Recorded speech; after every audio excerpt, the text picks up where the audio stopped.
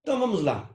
Dando continuidade sobre a nossa aula de agravo de instrumento, vamos passar agora para o procedimento. Uma vez já tendo visto o 1015 lá da taxatividade mitigada, vamos analisar todo o procedimento do 1016 até o 1019.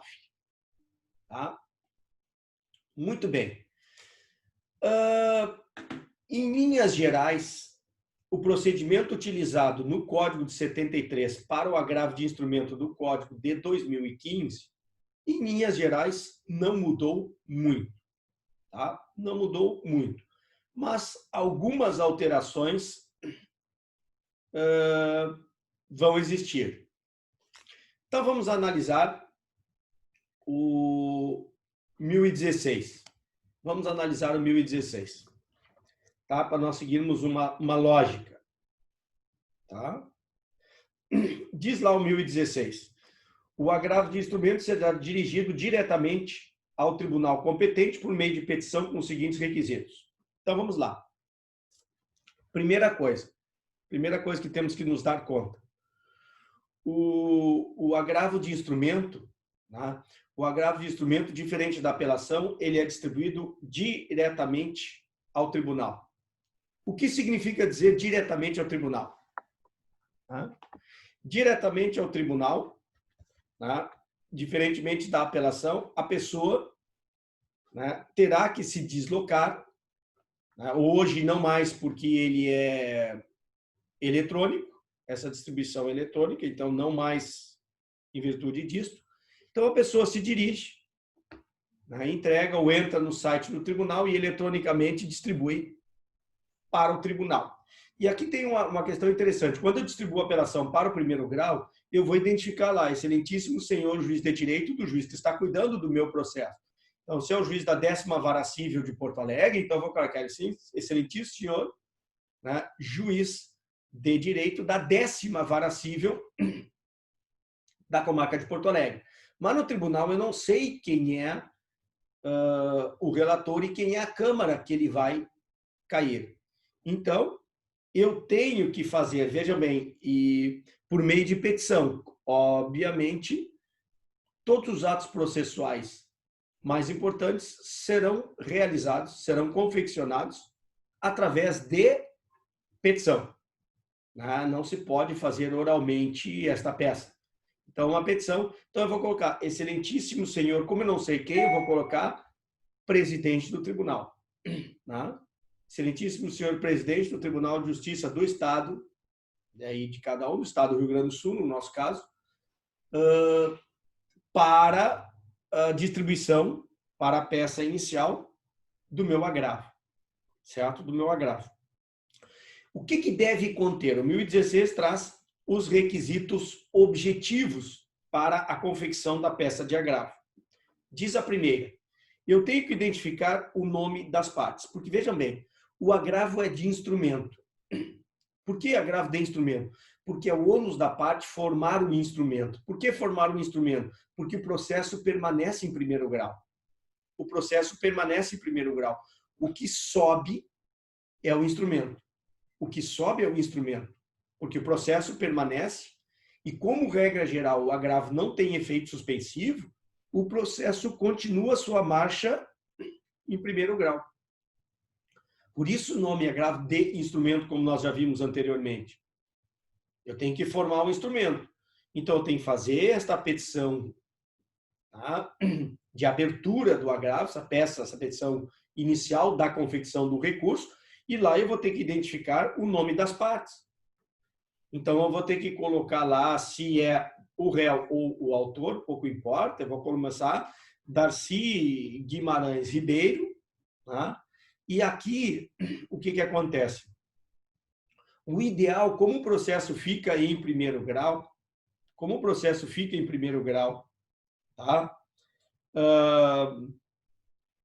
O ideal seria repetir a qualificação. Mas não é necessário, porque o 1017, inciso 1º, como peça obrigatória, tu vai ter que juntar a inicial e se houver a contestação. Então, lá na inicial já vai ter identificação. Perfeito.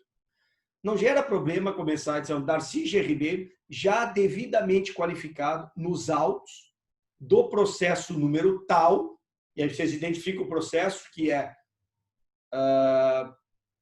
aquele cuja decisão internamente vocês estão recorrendo, porque vocês terão que juntar a cópia da petição inicial. Então, ali já vai ter toda a qualificação. Se quiserem, não gera nenhum tipo de invalidade, colocar já devidamente qualificada nos autos do processo tal. Tá? É aconselhável vocês, logo depois de fazer a frase inicial, excelentíssimo senhor presidente do Tribunal de Justiça do Estado do Rio Grande do Sul, antes de terminado isso e antes de começar a qualificação, Darcy G. Guimarães Ribeiro, que eu sou o autor ou réu da inicial, antes disso aí, colocar com pedido de efeito suspensivo ou com pedido de tutela provisória recursal. Depois eu vou explicar por que uma ou outra lá quando eu analisar 2018. Tá?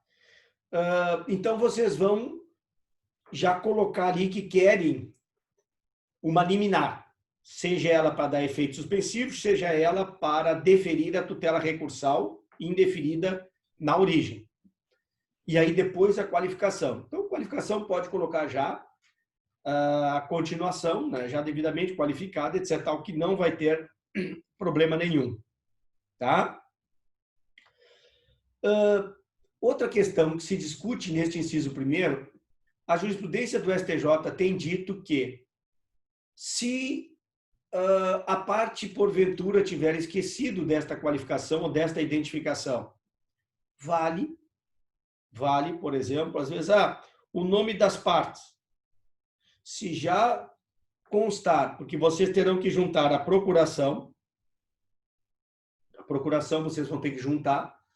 Então, lá na procuração, já vai estar a qualificação da parte, porque é parte outorgante, já vai estar a qualificação dela, o STJ diz que vale. Né? Nesta petição. Vocês também, pelo inciso 4º, e aproveitando a ideia de qualificação, lá no final do inciso 4, 2016, vocês terão que identificar o nome e o endereço completo dos advogados constantes no processo. A jurisprudência tem entendido que o que acontece? Tu faz toda a peça do agravo, terminada a peça do agravo, tá? Tu começa numa folha, dizer ele, olha, tu vai colocar lá nome e endereço dos advogados. Aí, do agravante fulano de tal, advogado tal, endereço tal. Do agravado, advogado tal, tudo completo, qualificação completa, advogado tal. Se a parte esquecer isso aí, a jurisprudência do STJ tem entendido que, em havendo na petição do advogado, que fez a peça e esqueceu de fazer isso, se nas petições houver, na parte de baixo da petição, toda a identificação completa com e-mail, como tem na minha, por exemplo, os advogados têm nas suas folhas já timbrado, eu tenho na folha timbrada do escritório já o endereço, tudo direitinho embaixo, ou nas folhas do processo eletrônico, eu já tenho a folha do escritório timbrada, eu escrevo dentro e embaixo já está o endereço, meu e-mail, tudo direitinho, tá? E aí supre eventual deficiência se já houver isto aí, tá? Outra questão que alguém pode perguntar, o nome das partes, plural. Alguém pode perguntar, mas professor, só um minutinho. Imagine que o autor proponha a demanda, peça uma liminar na inicial e o juiz indefira a liminar. O juiz indeferiu a liminar. Obviamente, o autor vai entrar com agravo. O autor vai entrar com agravo. Como o réu não foi nem citado, não existe réu citado no processo. Não existe advogado do réu. Como é que se faz? Não tem problema. basta porque o juiz vai perceber quando tu juntou a inicial, tu juntou cópia da inicial, nós vamos ver, tu juntou cópia do indeferimento, e o tribunal vai perceber, e tu vai explicar lá, dizendo, olha, não há, o réu não foi citado, não há advogado do réu. O réu eu vou qualificar porque eu já qualifiquei ele na inicial. Então, o réu, sim, eu qualifico. Mas se o réu não foi citado, ele não vai ter advogado para que eu possa preencher o inciso 4. Basta que eu diga, diz, olha, aqui o advogado do agravante. E aí no agravado dizer, ó, como o réu não foi citado, o réu não possui advogado nos autos. Não é necessário que a parte obtenha em cartório uma certidão para comprovar isso. Não é necessário. O STJ já disse que não é necessário para poder preencher este requisito. Tá? Não é necessário. Então, isso no que se refere ao inciso 1º e 4º. No inciso 2º, do 2016, se diz que terá que haver a exposição de fato e de direito. É aquilo que nós vimos da regularidade formal do recurso. Então, a parte terá que fazer a exposição de fato, identificando que propôs a ação, vai ter que contar a história do processo rapidamente, tá? E vai ter que identificar, olha, a proposta ação foi pedida a liminar, ou às vezes a liminar é pedida no curso do processo. Às vezes o fato ocorre no curso do processo e a parte pede uma liminar no curso do processo. Então a parte tem que contar a história, até aí tem que descrever os fatos, porque é desses fatos que ele vai extrair a consequência jurídica. Então ele descreve os fatos, ele vai descrever os fatos. Uma vez descritos os fatos, ele vai expor essas razões fáticas e daí vai extrair as consequências jurídicas que ele quer. Então ele vai dizer o seguinte, olha, eu aqui estou propondo uma reintegração de posse, porque acho que a posse que eu tenho, né, foi esbulhada, aí eu perdi a posse, razão pela qual eu quero uma liminar para me reintegrar na posse. Para me reintegrar na posse.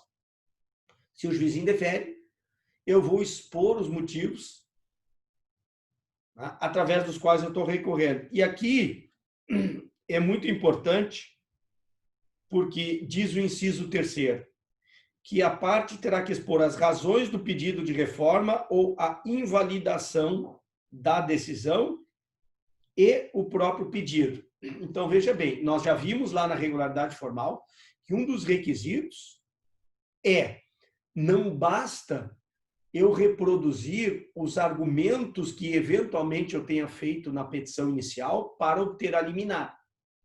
Não basta. Isso é uma coisa que eu vejo às vezes no meu escritório, quando os advogados me procuram para interpor o agravo, que o advogado já interpôs o agravo, no agravo nós temos que começar pelos motivos utilizados pelo juiz, por exemplo, para indeferir a minha liminar. Então eu coloco, logo depois dos fatos, tá, eu descrevo da decisão recorrida.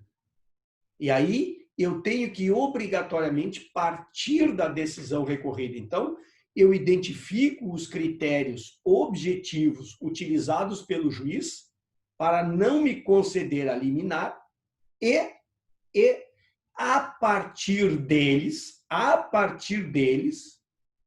eu vou atacando um por um. Então, o juiz diz que não vai conceder pelo motivo A, B e C.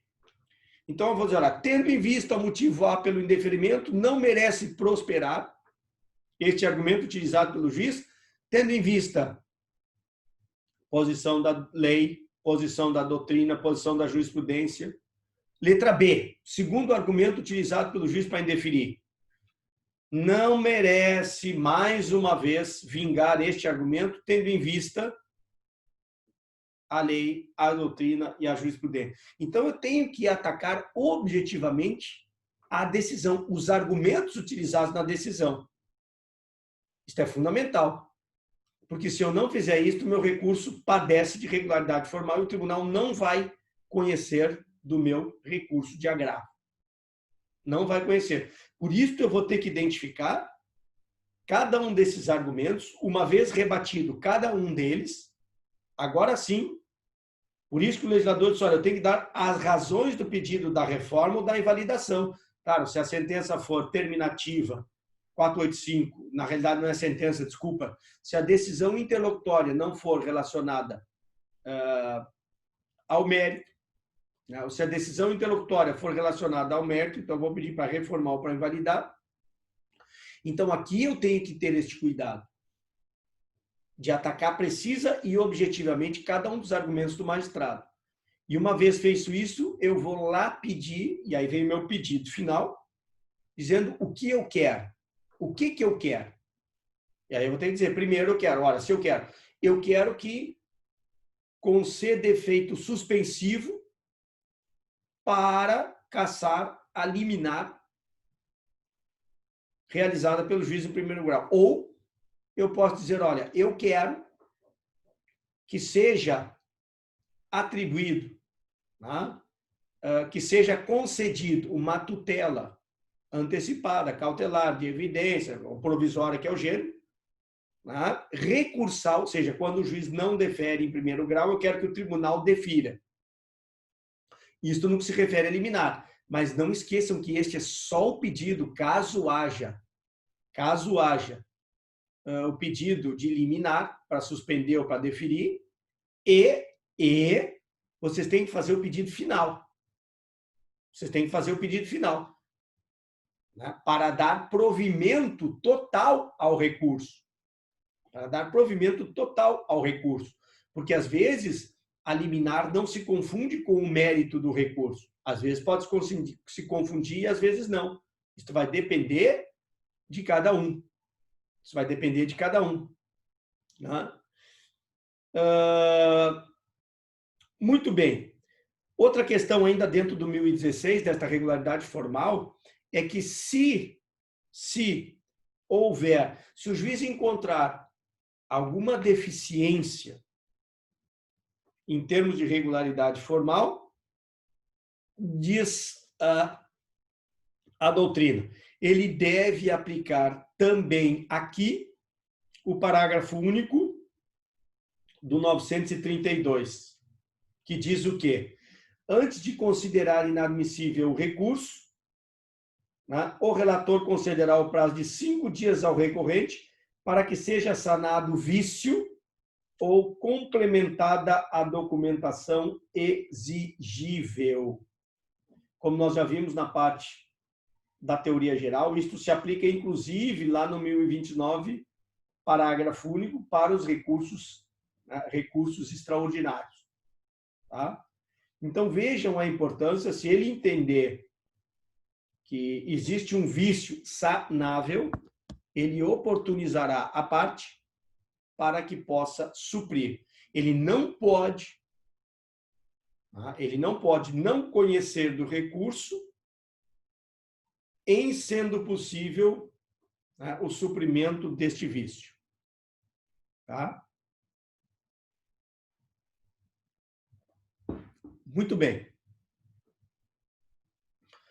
Vamos agora ao 1017. O 1017 trata das peças. Como regra geral, os incisos tratam das peças que devem compor o meu agravo de instrumento.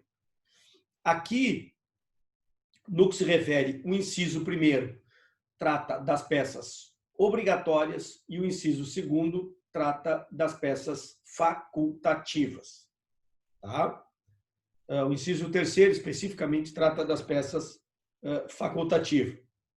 Tá? Terceiro. Primeiro obrigatório, terceiro facultativo.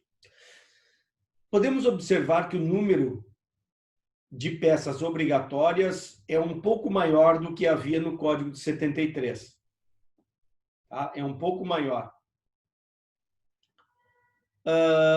Vamos analisar, então, quais são as peças obrigatórias que devem compor o meu agravo de instrumento. Diz lá o inciso primeiro. Vamos ler o caput. A petição de agravo de instrumento será instruída. Deverá conter o quê? Inciso primeiro. Obrigatoriamente, com cópias da petição inicial, da contestação, obviamente, da contestação, se houver, né?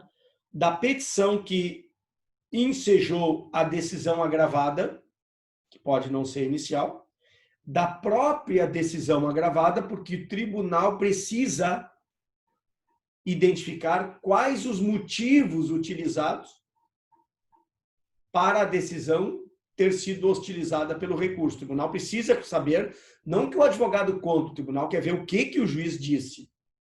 Tá? Certidão da respectiva intimação ou outro documento oficial que comprove a tempestividade. Certo?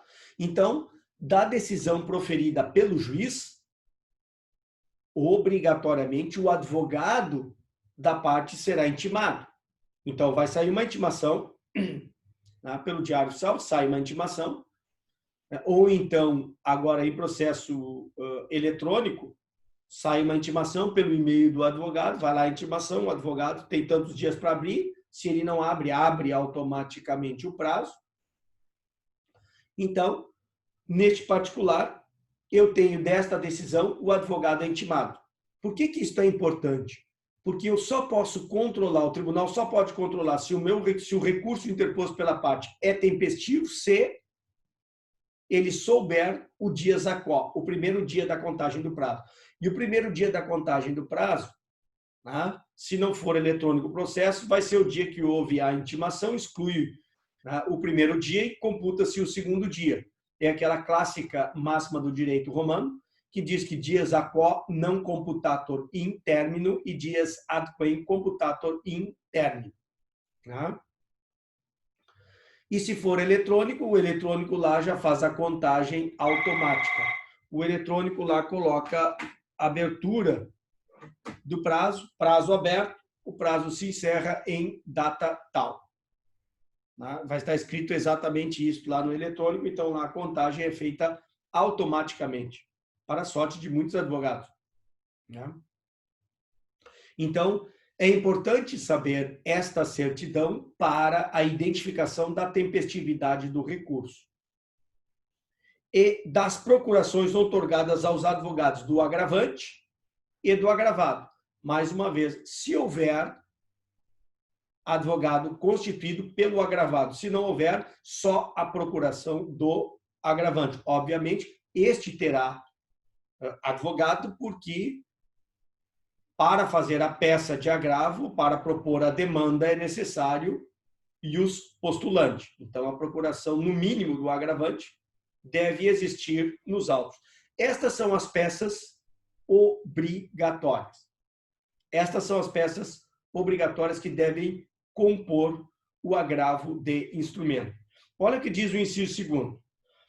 Com declaração de inexistência de qualquer dos documentos referidos no inciso 1º, feita pelo advogado do agravante, sob pena de sua responsabilidade pessoal. Então, claro, o advogado não precisa certificar, dizendo, olha, não tem advogado da parte agravada. Basta que o advogado simplesmente declare, para que esta declaração goze de presunção de veracidade. Também não precisa, claro que toda essa preocupação é para autos não eletrônicos. O advogado tinha que tirar fotocópia e também essas fotocópias, o advogado lá já na interposição do agravo, na parte geral, dizia, olha, todas as peças são declaradas verdadeiras e originais, né, do advogado sob pena de responsabilidade. Tem um artigo no código que estabelece que o advogado pode, neste contexto, dar fé pública aos documentos juntados no recurso. Tá? É a única exceção em que um advogado pode dar fé pública a documento. É nesta hipótese. Tá? Presume-se verdadeiro até impugnação ou prova em contrário. Tá? Estes são os documentos obrigatórios. E existem os documentos, pelo inciso 3º, facultativamente, outras peças que o agravante reputar úteis. Então, aqui é muito importante, porque, às vezes, dependendo da situação, dependendo da situação, o advogado às vezes faz uma petição inicial e junta 100, 80, 100, cento e poucos documentos. Alguns têm uma relação direta com a liminar que ele pretende e outros não têm uma relação direta com a liminar que ele pretende. Então, o advogado tem que ter muito cuidado para selecionar aqueles documentos, né, que ele entende que também vão contribuir para a formação do relator para dar provimento ao teu recurso. Então, ele pode dizer, olha, o documento de folha 93 é importante, porque aqui eu estou pedindo uma liminar, etc. e tal, e aqui tem um balanço da empresa, então este balanço é fundamental para comprovar o que eu estou alegando, né, e liminarmente pedir para que seja nomeado ou tornado indisponível determinados bens. Vai depender sempre do caso concreto.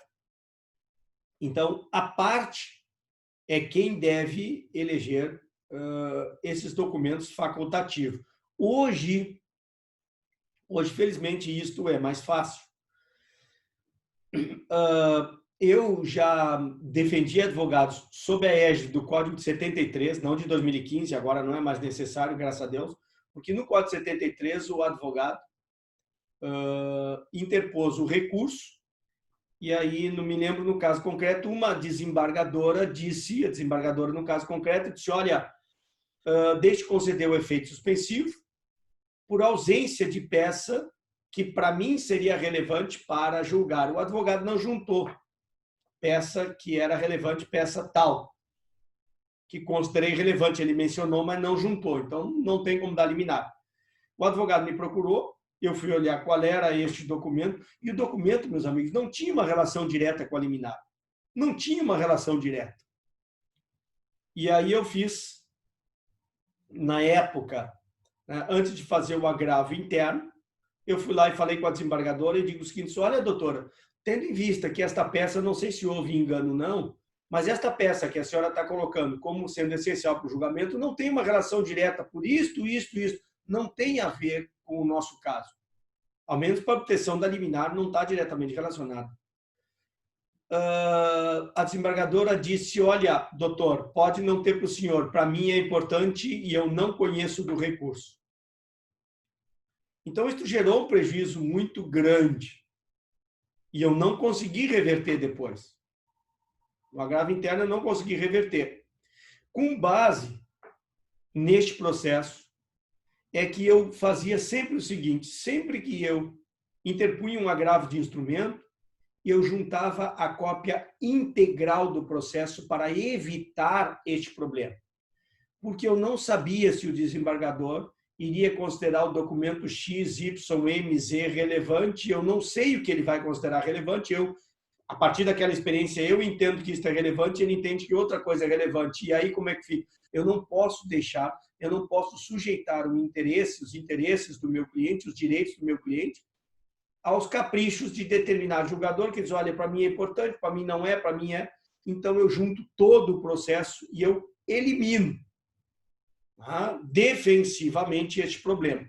E eu já fui recriminado uma vez no tribunal por um amigo meu que disse, Darcy, tu está juntando cópia integral 5 volumes deste processo, para que isso? E eu expliquei para o meu amigo à época, eu digo, olha, sabe por quê? Eu guardava na pasta por causa desta decisão. Porque se eu não juntar os 5 volumes, não, tu só está querendo criar tumulto. Não, se eu não juntar isso aqui, olha esta decisão que a juíza não me deu oportunidade para juntar a peça que era facultativa. E isto gerou um prejuízo imenso, porque eu não sei o que pode ser relevante para cada um. Então, eu não vou sujeitar o direito do meu cliente ao capricho da vontade de A e B. Então, eu junto todo, vocês escolhem o que entende necessário. Se vocês tivessem me dado a oportunidade para juntar documento, eu não precisaria juntar cópia integral. Ah, tá, etc e tal, entendeu? Agora, o novo código, não. Pelo parágrafo único do 932, se o juiz entender que determinado documento é relevante, né, ele não deve... olha o que diz o parágrafo 3º. Olha o parágrafo 3º. Na falta de cópia na falta da cópia de qualquer peça, qualquer, gravem bem, ou no caso de algum outro vício que comprometa a admissibilidade do agravo de instrumento, deve o relator, veja que o verbo é imperativo, não é pode, é deve o relator aplicar o disposto no parágrafo único do 932, ou seja, deve dar oportunidade. E vejam bem que o código agora de 2015 vai mais além. Porque o que eu queria lá era na peça facultativa. Porque as obrigatórias eu sei o que eu tenho que fazer. Agora o novo código vai mais além. Vai mais além. Por quê? Porque mesmo na ausência de uma peça obrigatória, mesmo na obrigatória hoje, o relator deve oportunizar para que a parte possa suprir este vício por disposição legal do parágrafo 3º do 1017. Então, agora eu não tenho mais este prejuízo. Mesmo sendo obrigatório, o advogado esqueceu procuração. Não tem problema, o tribunal mandará intimar o agravante com base no parágrafo 3º, no 1017, aplicando o parágrafo único do 932, intimará o agravante dizendo para ele juntar a peça, seja obrigatório, seja facultativo. Tá? Por quê? Então, imagine uma hipótese. Antigamente, tive a situação de que o réu não apresentou contestação no processo. Não havia apresentado contestação no processo e, portanto, ele era revel. Tá? O STJ entendia que, no caso de revelia, o agravante deveria obter uma certidão do cartório que comprovasse a ausência da citação.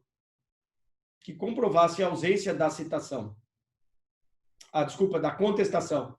Que comprovasse a ausência da contestação para que ficasse configurada a revelia.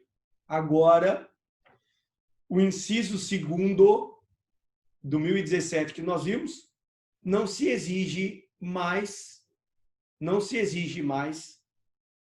esta certidão. Tá? Por quê? Porque basta que o advogado diga que o réu não contestou e, portanto, ele é revel, presumir-se-á verdadeiro o fato alegado pelo agravante. É óbvio, porque isso é presunção de boa-fé. Presunção de boa-fé. Ah, mas se isso não ocorrer, o advogado é responsabilizado. Então, aquilo que o STJ exigia antes, uma certidão para comprovar a ausência da contestação para a configuração da revelia, não existe mais. Basta que o advogado diga não há contestação e não se lhe pode mais exigir esta certidão. Tá? Não se lhe pode mais exigir essa certidão.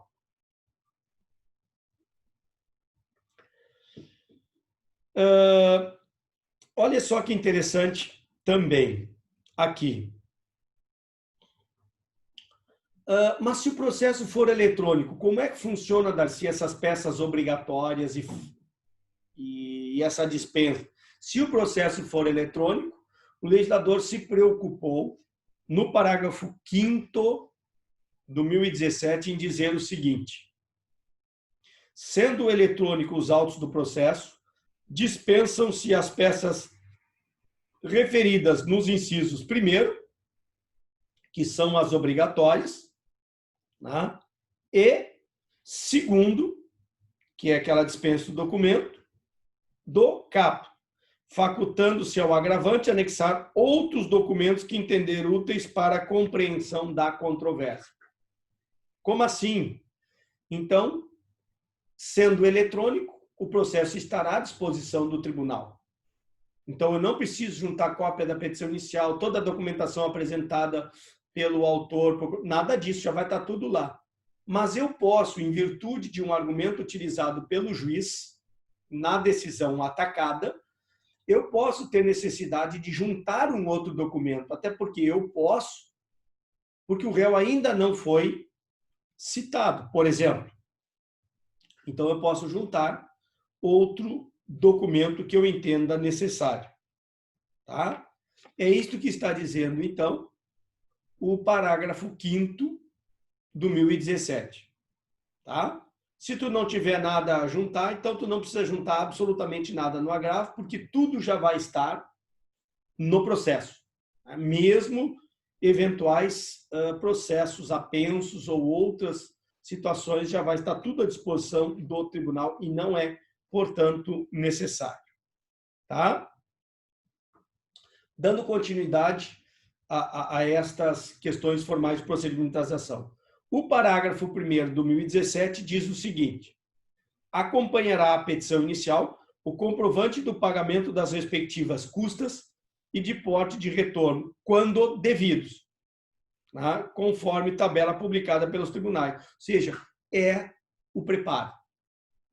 É o preparo. Então, para a interposição do agravo, é necessário o preparo. Como é que eu vou saber o valor do preparo?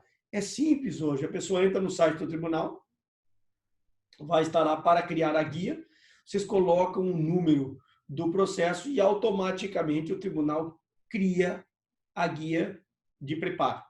Vocês imprimem a guia de preparo, ou vocês pagam como advogado, ou mandam para o cliente pagar, já no início, para não deixar para o último dia, para não ter problema.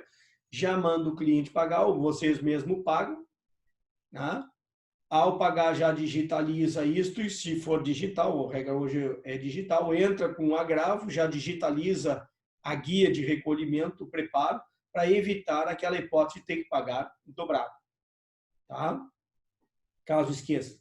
Então, se a parte, obviamente, porque o artigo diz quando devido, claro, porque se a parte tiver AJG, né, tiver o benefício da gratuidade, assistência judiciária gratuita, ela não irá pagar.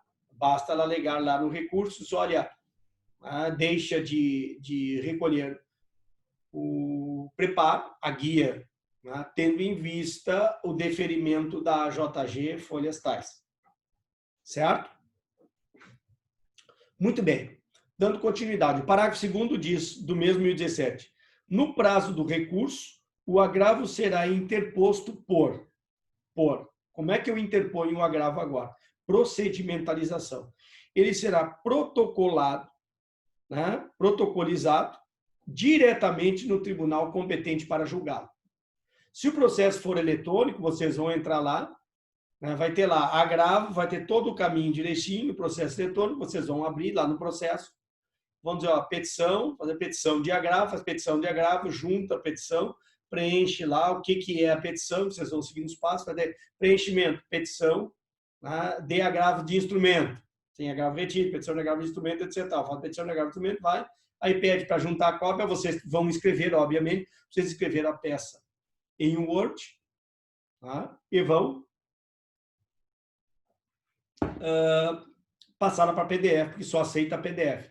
Passam ela para PDF e aí depois juntam ela em PDF. Juntam ela em PDF. Tá? E aí vão juntar ela em PDF. Ou se a pessoa, se não for eletrônico, a pessoa mora no interior e tem que entregar aqui no tribunal, o que ela pode fazer, como nós já vimos anteriormente, ela pode se valer do correio, que é o protocolo integrado, que é o inciso 2º. Né? Inciso 2º. O agravado será interposto por, inciso 2º, protocolo realizado na própria comarca, seção ou subseção judiciária.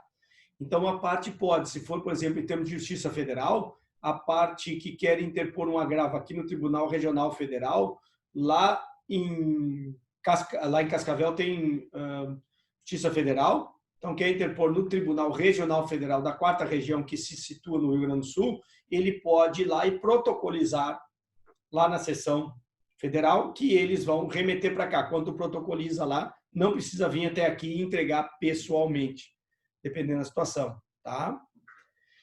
Ou então, inciso 3º, postagem sob registro com aviso de recebimento. A pessoa pode, no interior do estado, aqui, interpor o agravo através do correio. Então, vai ao correio, já tem convênio dos Correios com o tribunal, já existe um envelope próprio, vocês preenchem, pagam, e é contada a data da postagem, não quando chega. Então, o Correio fecha hoje às 5 horas da tarde, não sei agora em época de pandemia se fecha às 5, mas vamos inventar, fecha às 5 da tarde.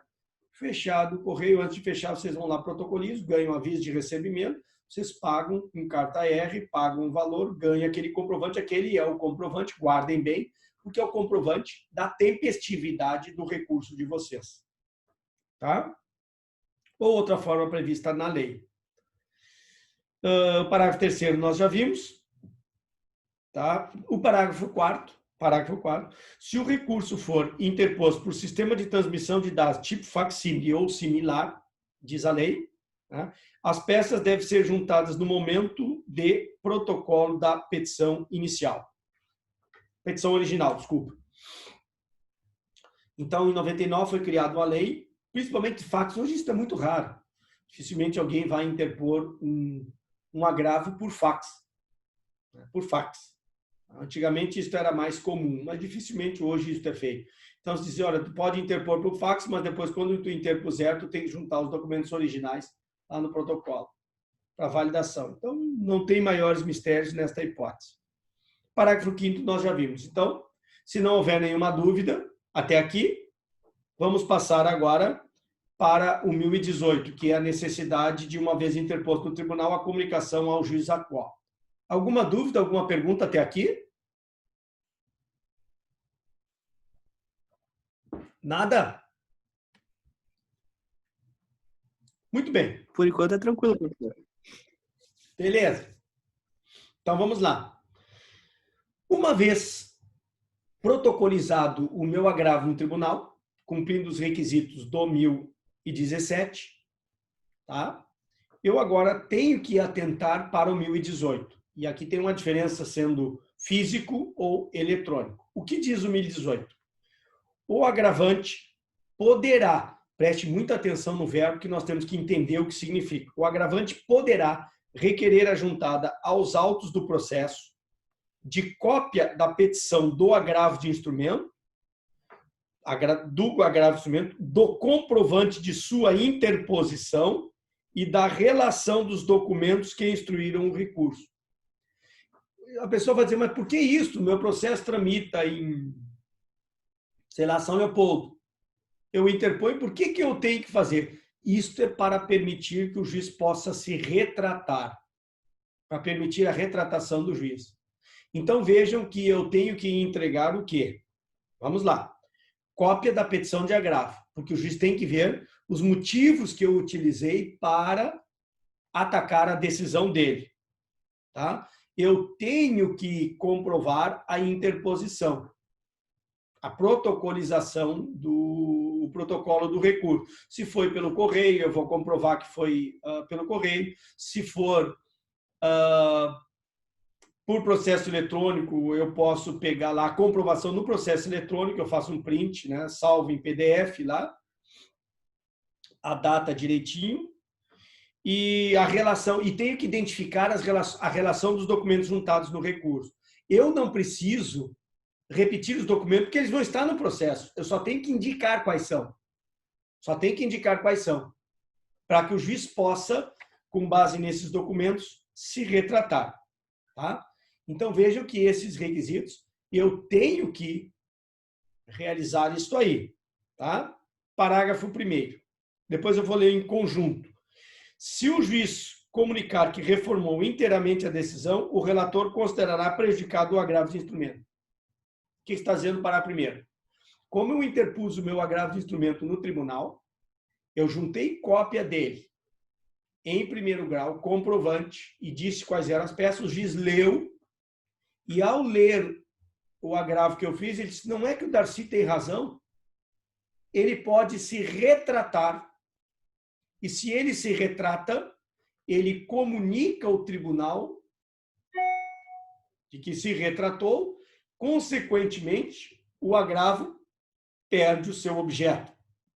Por que perde o objeto? Porque se o juiz não me deu a liminar de reintegração de posse ou de indisponibilidade dos bens do réu no arresto, e aí eu comprovo pelo 1018 que eu agravei e os argumentos são sólidos, o juiz se retrata, significa dizer, ele concede a liminar. Ele concede a liminar. Claro, se ele concedeu a liminar, eu entrei com um agravo para que o tribunal me desse a liminar porque o juiz não deu. Ora, se o juiz me deu, perde o objeto, fica prejudicada a análise do agravo, porque eu obtive através do juiz de retratação o que eu obteria através do agravo caso o juiz não se retratasse. Tá? Agora, olha que interessante o parágrafo 2º. Não sendo eletrônico os autos, não sendo eletrônico, ou seja, processo físico, o agravante tomará, vejam o verbo, é obrigatório, tomará, fará, tomará a providência prevista no caput. Qual é a providência? Ele tem que fazer uma petição informando o juiz, se o processo for físico, de que ele interpôs o agravo perante o tribunal. Qual é o prazo que ele tem para fazer esta petição? 3 dias a contar da data da interposição. Então, foi interposto hoje, exclui o dia do começo, amanhã é sábado, não dá, domingo não dá, primeiro dia útil, segundo. Então, tem segunda, terça e quarta. Até quarta, eu terei que fazer esta petição, se for físico, informando o juiz de que eu interpus o meu agravo no tribunal. Tá? Aí a pessoa vai dizer, bom, se for físico, por que tu tem que fazer esta petição? Por vários motivos. Não é só para a retratação. Não é só para a retratação. Porque olhem só. Diz o parágrafo 3º. O que acontece se no físico a parte não fizer isto?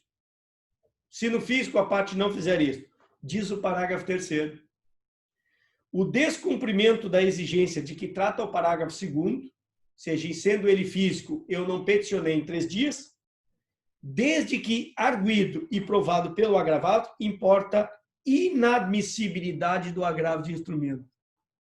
Ou seja, o tribunal, no juízo de admissibilidade, não vai conhecer do meu recurso, porque ele não ultrapassou isto, ele não vai analisar se eu tenho ou não razão. Ele para no juízo de admissibilidade. O meu recurso vai ser inadmissível. Mas por que, Darcy? Se não tem nenhuma daquelas hipóteses? Sim, porque para o agravo existe um requisito especial de admissibilidade, que é, quando ele for físico, é ônus da parte, se quiser ver o mérito do seu agravo conhecido, é o ônus, sendo ele físico, de, em 3 dias, peticionar para o juiz da causa, informando e juntando cópia do agravo. Aí vai dizer, mas tudo isso só para ele se retratar? Não. Não. Não é só para isso.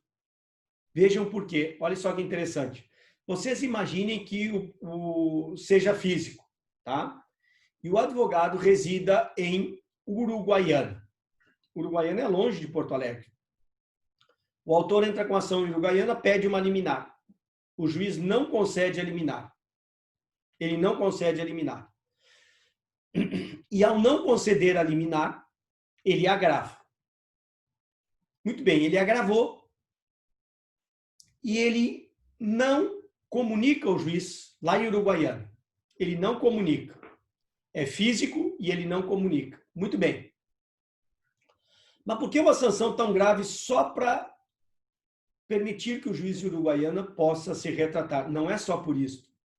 É porque, vejam bem, se ele não juntar cópia, neste exemplo que eu dei, se ele não juntar cópia do agravo, indicando as peças e a comprovação, o agravado, para que ele possa contrarrazoar, ele terá que vir a Porto Alegre, tirar cópia do agravo, dos documentos e tudo direitinho, para poder ver se foi ou não tempestivo, etc. e tal.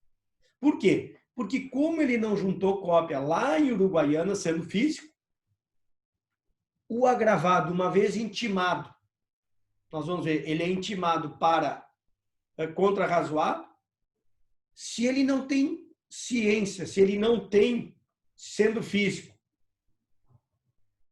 como é que ele vai contrarrazoar?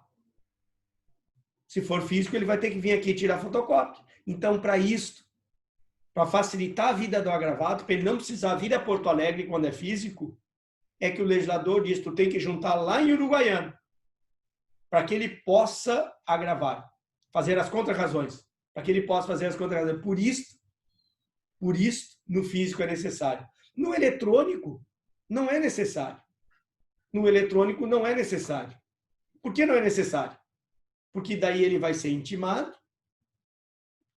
ele vai ter acesso, e ao acessar, ele simplesmente vai no evento tal e abre e tem toda a inicial e toda a documentação.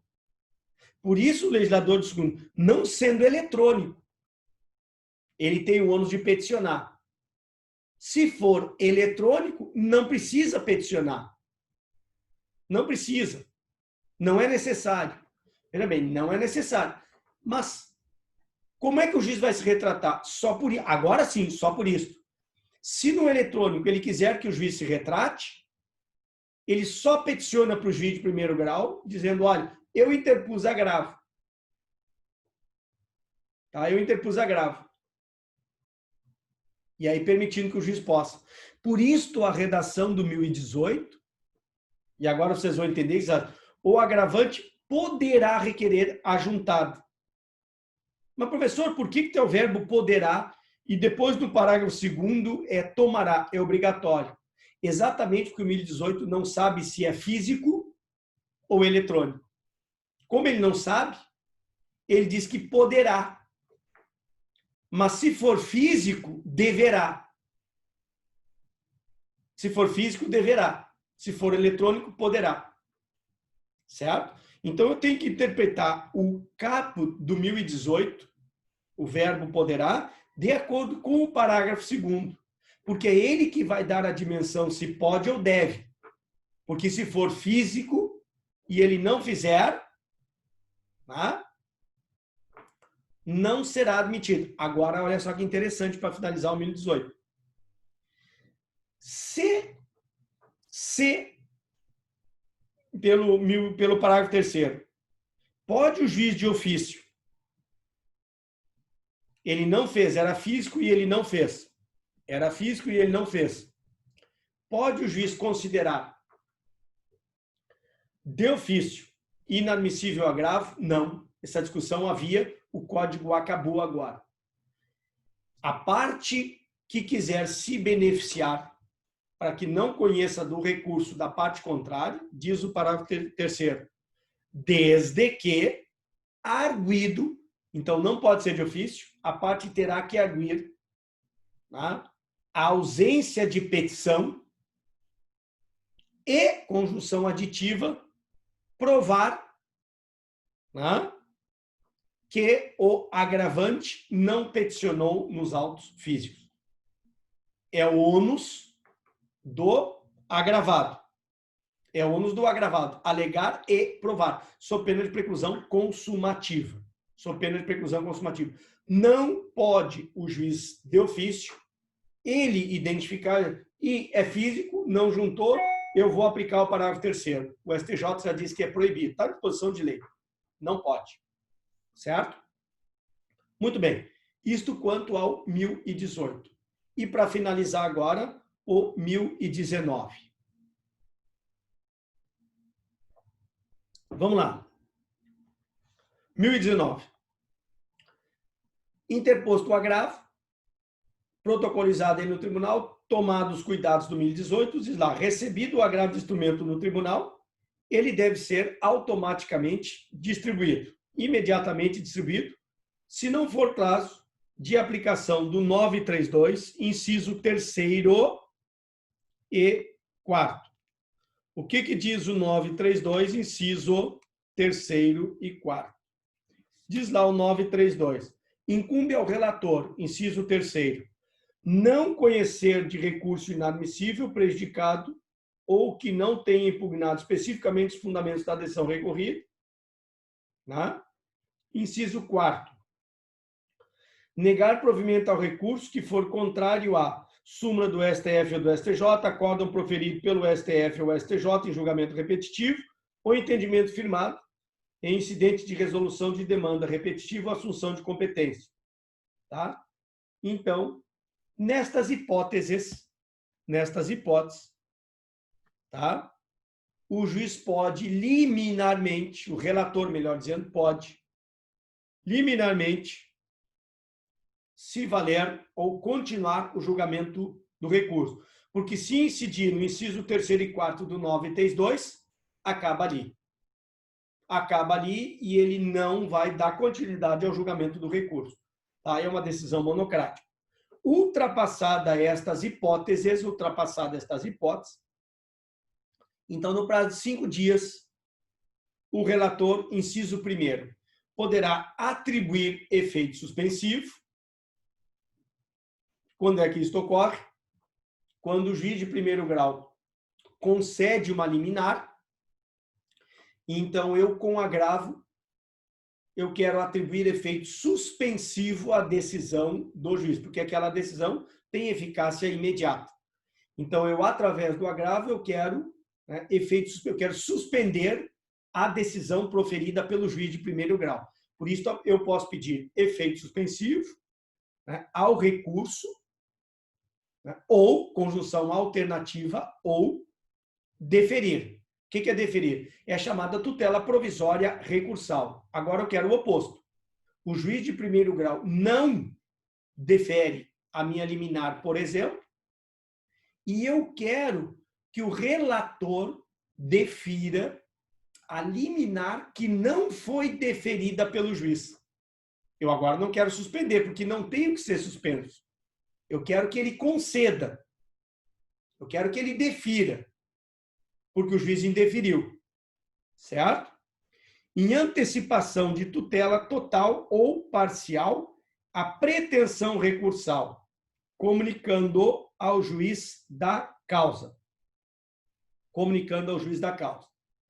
Duas coisas aqui são importantes. Professor, para ele atribuir efeito suspensivo, quais são os requisitos? Os mesmos da apelação, ou seja, os mesmos contidos lá no parágrafo 4º do 1012, que é aplicado por analogia. Quais são? Vamos rememorar, que é relembrar comemorando. Diz lá o parágrafo 4º. Nas hipóteses do parágrafo 1º, a eficácia da sentença poderá ser suspensa pelo relator se o apelante, no caso agora, se o agravante, demonstrar a probabilidade de provimento do recurso ou se, sendo relevante a fundamentação, houver risco de dano grave ou de difícil reparação. Esses são os requisitos que deve comprovar para conceder-se efeito suspensivo. Tá? E no caso do deferimento da liminar, o ônus que terá o recorrente é o mesmo ônus que ele teria para o preenchimento dos requisitos daquilo que ele exige. Então, se ele quiser uma tutela antecipada, seja ela do juiz aquós, seja ela do juiz ad quem, ele tem o mesmo ônus de fazer a prova dos requisitos da tutela antecipada. Se ele quer uma cautelar, ele tem os mesmos ônus para fazer da tutela cautelar. Se ele quer da tutela de urgência, que é gênero, ele tem os requisitos da tutela de urgência. Se ele quiser uma tutela de evidência, ele tem os mesmos requisitos da tutela de evidência. Lá do 311, 305, 303 ou do 300, ou então da parte geral do 294 da tutela provisória. Sendo nesta hipótese, pode haver outras hipóteses que eu queira interpor o agravo, mas especificamente dessa que eu estou falando. Então, esse é o mesmo ônus que ele terá que ter para o deferimento, seja em primeiro, seja em segundo grau. Tá? Vejam bem que aqui nesta hipótese, o relator pode decidir monocraticamente por não conhecer o recurso. Ele pode decidir por monocraticamente não conhecer o recurso. E aqui é importante, não só pelas hipóteses do inciso 3º e 4 do 932, mas ele também pode não conhecer recurso aplicando analogicamente o 488. O que diz o 488? Vamos lá. O 488 diz o seguinte: desde que possível, o juiz resolverá o mérito sempre que a decisão for favorável à parte a quem aproveitaria eventual pronunciamento nos termos do 485. Ou seja, o relator pode aqui, desde que seja possível conhecê-lo no mérito a fim de beneficiar a parte que o defeito formal aproveitaria. Então, a hipótese do princípio pars de nullitas sans griffe, ou seja, o juiz não vai decretar a eventual nulidade se puder aproveitá-la em detrimento daquele a quem aproveitaria a decisão. Tá? Então, ele pode, nestas hipóteses, decidir monocraticamente, e é comum que se decida monocraticamente. Tá? Desta decisão monocrática, já antecipo, desta decisão monocrática dele, se ele indefere o meu pedido de efeito suspensivo ou deferimento, desta decisão cabe agravo retido pelo 1021, tá? Que depois será o nosso próximo ponto, mais adiante.